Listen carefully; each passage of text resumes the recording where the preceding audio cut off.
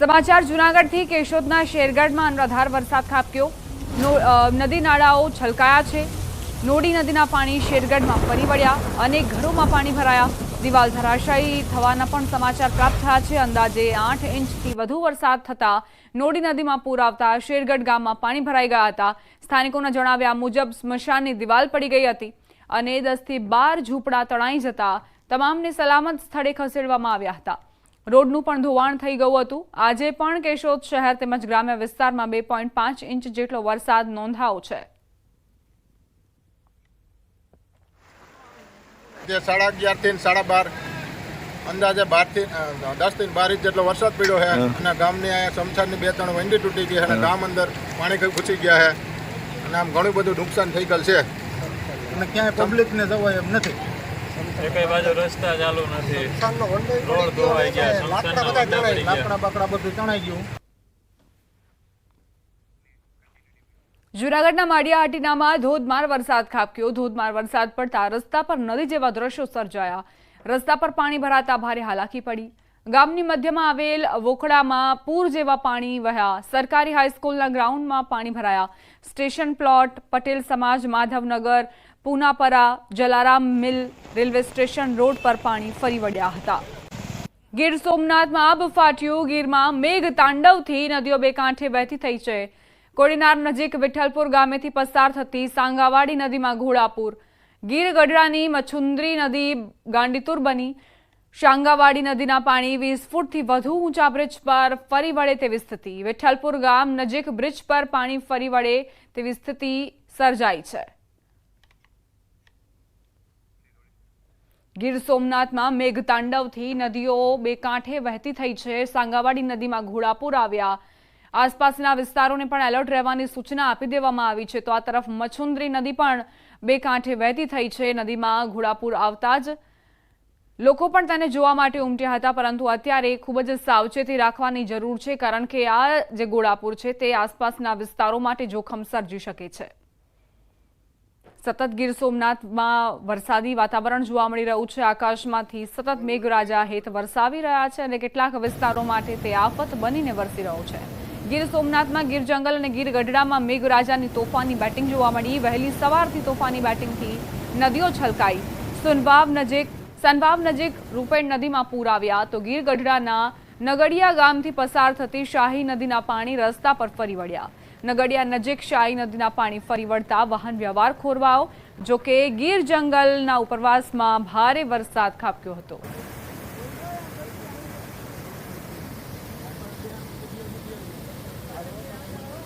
ગીર સોમનાથ અને ગીર ગઢડામાં વરસાદે વિરામ લેતા લોકોએ હાશકારો અનુભવ્યો।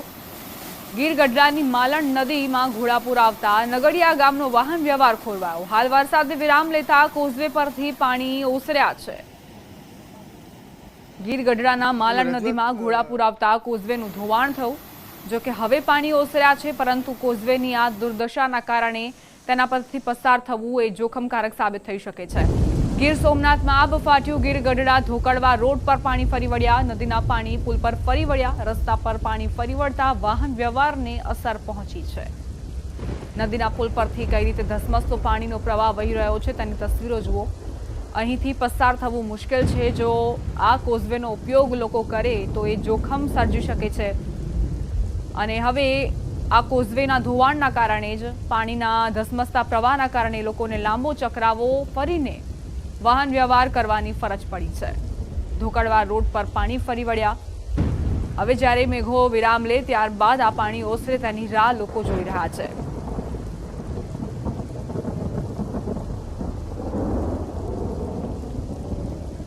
ગીર ગઢડા ધોકડવા રોડ પરની આ સ્થિતિ સતત વરસાદી વાતાવરણ ગીર સોમનાથમાં જોવા મળી રહ્યો છે।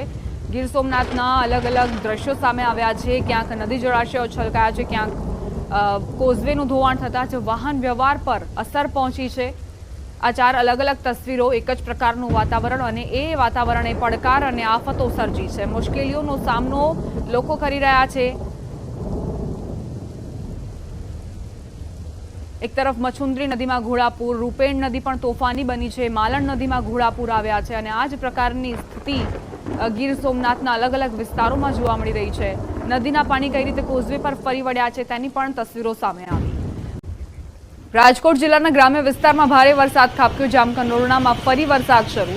જામકંડોરણાના નાના ભાદરા ગામે આવેલો કોઝવે પાણીમાં ગરકાવ થયો છે. કોઝવે પાણીમાં ગરકાવ થતા નાના ભાદરથી જામકંડોરણા જવાનો માર્ગ બંધ થતા વાહન ચાલકો પરેશાનીમાં મુકાયા છે. નાના ભાદરાથી જામકંડોરણાને જોડતો આ રસ્તો જે અત્યારે બંધ થઈ ચૂક્યો છે તેનો ઉપયોગ લોકો નથી કરી શકતા. પાણીનો પ્રવાહ અહીંથી વહી રહ્યો છે અને સતત જે આ પાણીનો પ્રવાહ છે તે વધતો જઈ રહ્યો છે, જેના કારણે વાહન વ્યવહાર પર બ્રેક વાગી ગઈ છે. ધોરાજીના નાની મારડ ગામે ધોધમાર વરસાદ ખાબક્યો. મુશળધાર વરસાદના કારણે સર્વત્ર પાણી જ પાણી નજરે પડી રહ્યા છે. ગામના તળાવ અને ખેતરો જળબંબાકાર થઈ ચૂક્યા છે. ખેતરમાં જે વાવણી કરવામાં આવી હતી તેનું પણ ધોવાણ થયું છે, એટલે ખેડૂતોને પણ રડવાનો વારો આવ્યો છે. ફરી એક વખત તેમને બિયારણનો ખર્ચ કરવો પડશે, વાવણી કરવી પડશે તેવી ચિંતામાં ખેડૂતો ગરકાવ થઈ ચૂક્યા છે. આ સતત 6 દીથી વરસાદ આમનામ ચાલુ છે. દરરોજ 5 થી 6 ઇંચ વરસાદ. તમારી જિંદગીમાં કદાચ પહેલીવાર તમે આ દ્રશ્યો જોઈ રહ્યા છો. મેઘરાજાની તોફાની બેટિંગ સામે સૌ કોઈ લાચાર. પાણી ભરાઈ ગયા છે ફૂલે ફૂલ. આ તળાવ ઉછળાઈ ગયા, આ ખેતરોના બેટમાં ફેરવાઈ ગયા છે. સમાચાર રાજકોટના ધોરાજીથી, જ્યાં સામેલાધાર વરસાદ વરસ્યો. મુશળધાર વરસાદને લઈ શહેર પાણી થયું. ધોરાજી અને ગ્રામ્ય વિસ્તારમાં સવારથી મેઘરાજાએ જમાવટ કરી છે. નાની મારડ, ફરેણી, ભૂતવડ, તોરણિયા, સુપેડી, ગુદાળા સહિતના વિસ્તારોમાં મેઘરાજાએ જમાવટ કરી છે.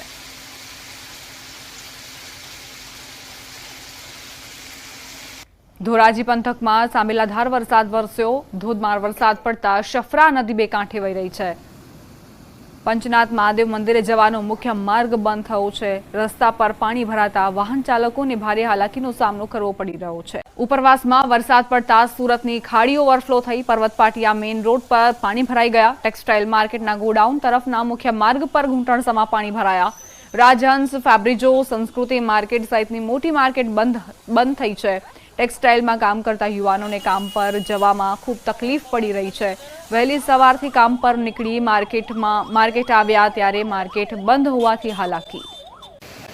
વાત હવે પોરબંદરની કરવી છે. પોરબંદર જિલ્લાના ખંભાળા ડેમમાં પાણીથી છલોછલ આવક થઈ છે. ખંભાળા ડેમ હાલ 1 ફૂટ ઓવરફ્લો. નદી કાંઠાના લોકોએ કાંઠા વિસ્તારમાં ન જવા માટે પ્રશાસને સૂચના આપી. ખંભાળા, રામગઢ, પીપળિયા સહિત 14 ગામોને એલર્ટ કરાયા. પોરબંદરની જીવાદોરી સમાન ફોદાળા અને ખંભાળા બંને ડેમ ઓવરફ્લો થતા લોકોમાં ખુશીની લહેર વ્યાપી છે. પોરબંદરમાં સતત વરસાદી વાતાવરણ જોવા મળી રહ્યું છે અને જેની અસર નદી જળાશયોમાં પણ જોવા મળી છે. ખંભાળા ડેમ જે છલોછલ છલકાયો છે અને 1 ફૂટ ઓવરફ્લો થયો હોવાની જાણકારી પ્રાપ્ત થઈ છે. આસપાસના વિસ્તારના જે ગામડાઓ છે તેમને પણ એલર્ટ રહેવાની સૂચના આપવામાં આવી છે. સંવાદદાતા પ્રદેશ જોડાઈ ગયા છે વધુ જાણકારી સાથે. પ્રદેશ, પોરબંદરમાં વરસાદી વાતાવરણ, નદી જળાશયોની શું સ્થિતિ? જી દીપા, કહી શકાય કે પોરબંદર જિલ્લામાં છેલ્લા 4 દિવસથી જે અનરાધાર વરસાદ છે તે વરસાદ વરસી રહ્યો છે. તેના કારણે પોરબંદરના ડેમો, તળાવો ઓવરફ્લો થઈ રહ્યા છે. ખાસ કરીને પોરબંદર જિલ્લાના જે મુખ્ય 2 ડેમો છે, ફોદાળા અને ખંભાળા ડેમ પણ આજે 1 ફૂટ જેટલો ઓવરફ્લો છે તે થયો છે અને પોરબંદર જિલ્લાના જે મુખ્ય 2 જીવાદોરી સમાન ડેમ છે તે કહી શકાય આ બંને ડેમો ઓવરફ્લો થઈ ચુક્યા છે. આજે સવારથી પણ પોરબંદર જિલ્લામાં વરસાદી માહોલ છે તે યથાવત જોવા મળી રહ્યું છે. દીપા, આભાર પ્રદેશ જાણકારી આપવા માટે.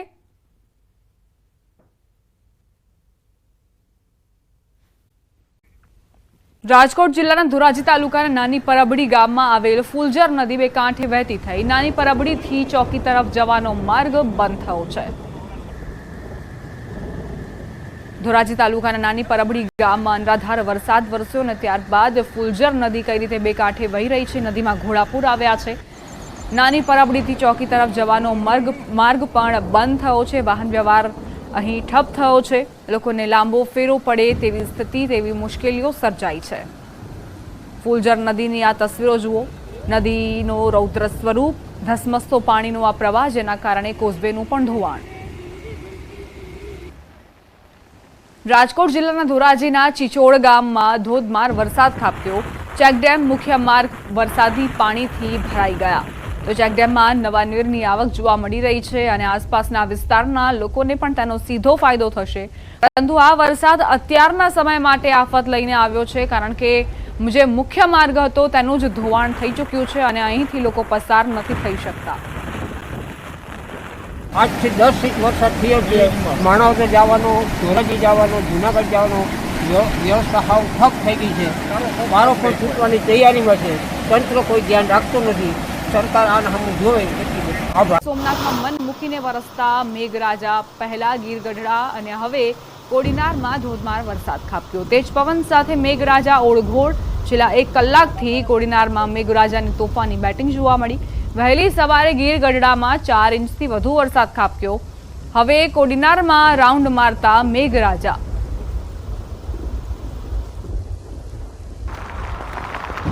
મેઘરાજાએ જ્યારે ગીર સોમનાથ જિલ્લાને ગમરોળવાનું મન બનાવી લીધું હોય તેવું લાગી રહ્યું છે, કારણ કે ગીર સોમનાથ જિલ્લાની અંદર છેલ્લા 5 દિવસથી અલગ અલગ જગ્યાઓમાં ધોધમાર વરસાદ છે તે વરસી રહ્યો છે. ત્યારે આજે ફરી એક વખત ગીર સોમનાથ જિલ્લાના ગીર ગઢડા અને કોડીનાર પંથકની અંદર ધોધમાર વરસાદ છે તે વરસી રહ્યો છે. ખાસ કરીને ગીર ગઢડા પંથકની અંદર વહેલી સવારથી અત્યાર સુધીમાં 4 થી 5 ઇંચ જેટલો વરસાદ છે તે નોંધાયો છે. તો સાથે સાથે કોડીનારમાં પણ 2 થી વધુ ઇંચ જેટલો વરસાદ છે તે નોંધાયો છે.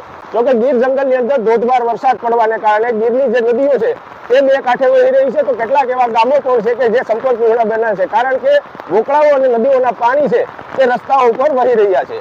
દિનેશ સોલંકી, ન્યૂઝ 18 ગુજરાતી, ગીર સોમનાથ. દ્વારકાના કલ્યાણપુર તાલુકામાં આબ ફાટ્યું. કલ્યાણપુર તાલુકામાં ધોધમાર વરસાદ ખાબક્યો. કલ્યાણપુર પંથકમાં 2 કલાકમાં 5 ઇંચ વરસાદ ખાબક્યો.